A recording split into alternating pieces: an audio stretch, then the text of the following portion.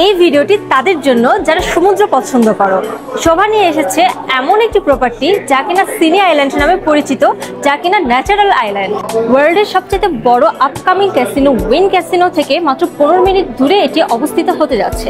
এটার 1 bedroom price আসছে 1.3 million and payment plan খুবই ইজি। 60% আপনার দিতে হচ্ছে আন্ডার কনস্ট্রাকশনে অ্যান্ড বাকি 40% আপনার দিতে হচ্ছে ওয়ান হ্যান্ড ওভারে।